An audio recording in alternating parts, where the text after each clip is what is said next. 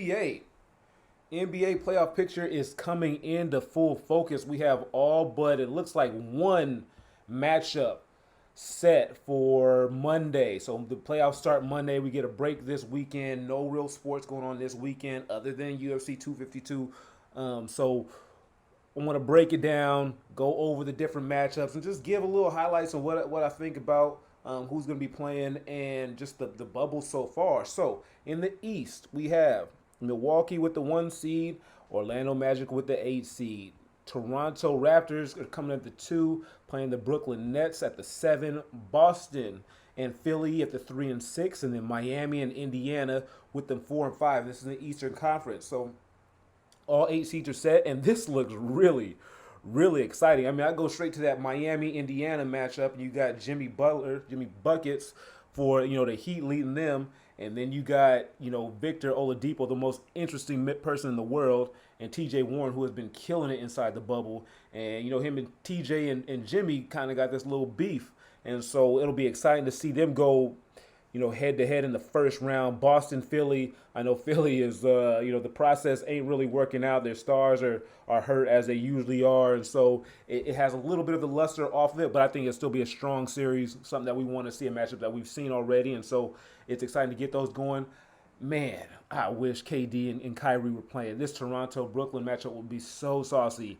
If so, unfortunately, we don't have that, but I think Brooklyn's been playing well, and they'll still be able to give Toronto a good showing in the second round. And then Milwaukee is going to run all over Orlando. They just, they're not a very good basketball team. 8 teams got to make it. They made it. It is what it is. This should be a tune-up for Giannis and company, so hopefully they come out of it healthy and unscathed. Hopefully he doesn't headbutt anybody else. That would be really cool with him.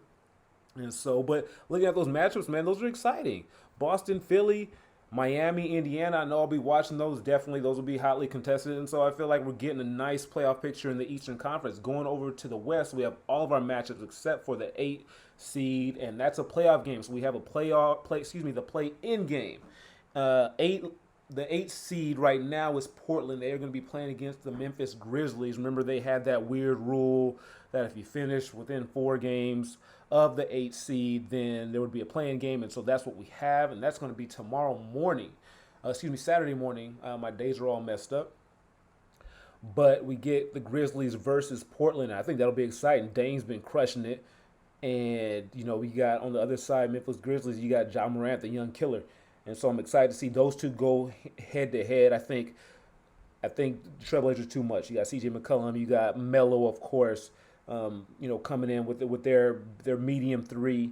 I think there's just going to be too much. I think they're too focused. I think they're too experienced and just have too much scoring and high-powered offense to be able to stop the Grizzlies. But, hey, never count out Ja. He's going to go in. He's not going to be afraid of them boys whatsoever. And so I'm excited to see him be able to compete at this level. I think it's something exciting. I don't necessarily like the playing game idea because it discounts the rest of the season, right? Like you play X many games and then you have one game with it all on the line. But, hey, it provides a fun scenario for us to see. And so I'm excited to see that.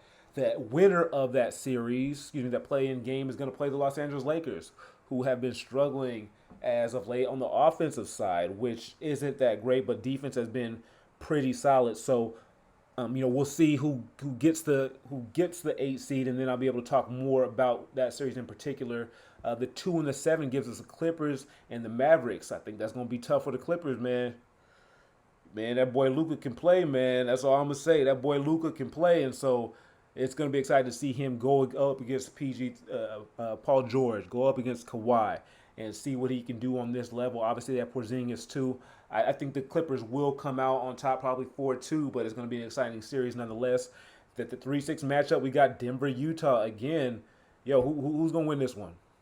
I mean, do we really think that Denver is that much better than Utah?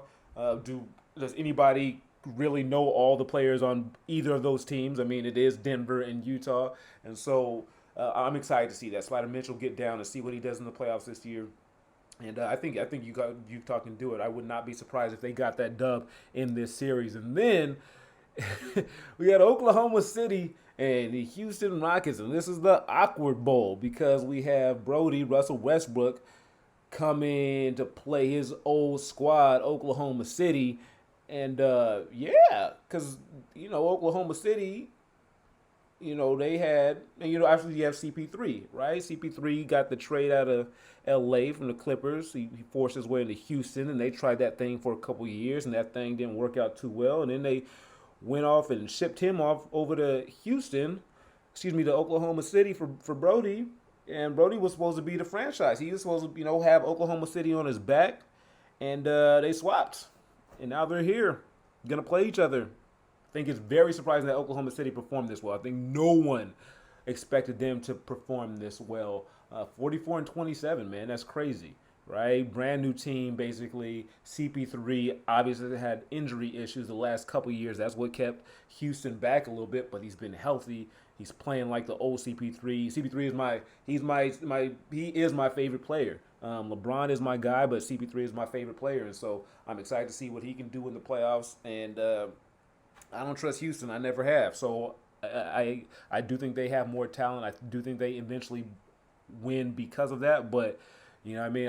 Hey, give me CP3 in this young OKC team at least to get 2 or 3 games. And so hey, we got playoff basketball. That's not something that I thought that would be happening. I just saw that in the last round of COVID testing, they didn't have any tests, and so that's a positive and great thing. And so it's just cool to see, especially as we, as I talk.